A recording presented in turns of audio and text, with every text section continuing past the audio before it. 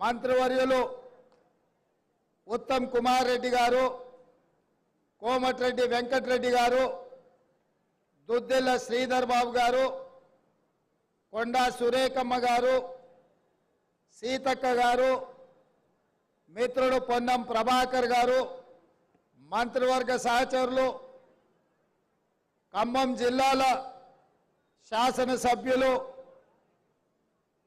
Congress party నాయకులు, గృహ నిర్మాణ శాఖ అధికారులు, పాత్రికేయ మిత్రులు, ఆడబిడ్డలందరూ కూడా మిట్ట మధ్యాహ్నం అయినా కూడా ఈ మంచి కార్యక్రమంలో పాల్గొని ఇందిరమ్మ ప్రభుత్వాన్ని ఆశీర్వదించడానికి వచ్చినందుకు మీకు అందరికీ మనస్ఫూర్తిగా ధన్యవాదాలు, కృతజ్ఞతలు.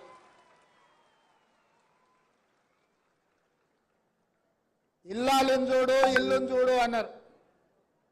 ఇల్లాలి ముఖంలో సంతోషం ఉంటే ఆ ఇల్లు బాగున్నట్టే లెక్క.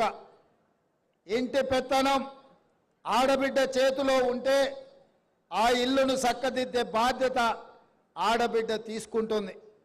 అందుకే ఈరోజు ఇందిరమ్మ ఇండ్లు తెలంగాణ రాష్ట్రంలో దాదాపుగా 4.5 లక్షల ఇండ్లు 22,500 కోట్ల రూపాయలతోని పేదవాళ్ళు ఆత్మగౌరవంతోని బ్రతకాలి, ఇందిరమ్మ ఇల్లు ఇవ్వాలి అన్న ఆలోచనతోని ఈరోజు ఈ కార్యక్రమం తీసుకున్నాం.